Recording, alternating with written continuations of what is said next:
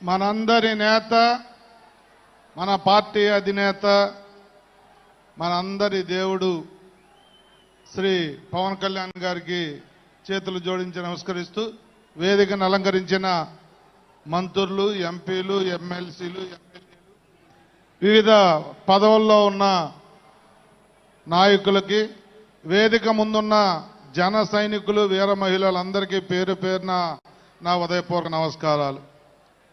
11 సంవత్సరాలు పూర్తి చేసుకుని 12వ సంవత్సరంలో అడుగుపెట్టిన జనసేన కుటుంబ సభ్యులందరూ దినోత్సవ శుభాకాంక్షలు తెలియజేస్తూ, ఒక వ్యక్తి రెక్కల కష్టంతో, ఒక వ్యక్తి మీద ఉన్న నమ్మకంతో ఈ రోజు మేమంతా గెలిచి ఇక్కడ కూర్చున్నాం. ఓవర్ నైట్ ఇది మనకు రాలేదండి. పవన్ కళ్యాణ్ గారు పోరాటాలు, ప్రజల పట్ల, ప్రజల అవసరాల పట్ల ప్రతి ఇంటిలో ఒక కొడుకులాగా వారు నిలబడి చేసిన పోరాటాలు పవన్ కళ్యాణ్ గారికి మీరు తోడుండి నడిపించిన దానికే ఈ రోజున మేము ఇక్కడ కూర్చున్నాం. 21కి 21 గెలిచామని చెప్పి అది మా గొప్పతనం అని మేము అనుకుంటే అది చాలా తప్పవుద్ది. ఇది పవన్ కళ్యాణ్ గారు ఈ రోజు మేమందా గెలిచి ఇక్కడ కూర్చున్నాం. అది గుర్తెరిగి పనిచేయాలని చెప్పి మేమంతా అనుకుంటా ఉన్నాం.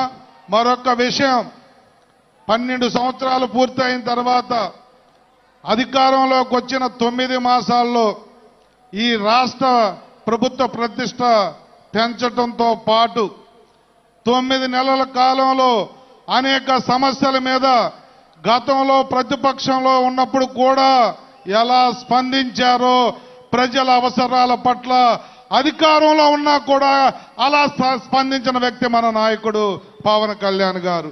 ఎప్పుడు ప్రజల పక్షాన ఉంటూ మా అందరికీ అనేక మీటింగుల్లో, ఇంటర్నల్ మీటింగులో కానీ, మన బహిరంగ సభలో కానీ వారు చెప్పింది ఒకటే, రాజకీయాలు పదవుల కోసం కాదు, ప్రజల అవసరాలు తీర్చడం కోసం, ప్రజలకు సేవ చేయడం కోసం అని వారు చెప్పేది తూచా తప్పకుండా మనందరం పాటించాలని చెప్పి మనస్ఫూర్తిగా కోరుకుంటూ, అన్నా మీ దగ్గరికి రావటం లేట్ అయింది కానీ జీవితకాలం భగవంతుడి సాక్షిగా మీతోనే ఉంటా, మీరు ఏ బాధ్యతలు అప్పచెప్పినా నెరవేరుస్తామని చెప్పి మీకు మాటిస్తూ, తప్పకుండా భవిష్యత్తులో ఈ 12వ సంవత్సరం తర్వాత, 12వ సంవత్సరంలో అడుగుపెట్టిన తర్వాత ఇంకా మెరుగైన నాయకత్వాన్ని మీరు మాకు అందించి, మాకు ఏ బాధ్యతలు అప్పచెప్పినా రాష్ట్ర వ్యాప్తంగా పార్టీ బలోపేతానికి మీరిచ్చిన ఈ ఎమ్మెల్యే హోదాలో మీరిచ్చిన ఏ బాధ్యత అయినా తూచా తప్పకుండా మేము చేస్తామని మాటిస్తూ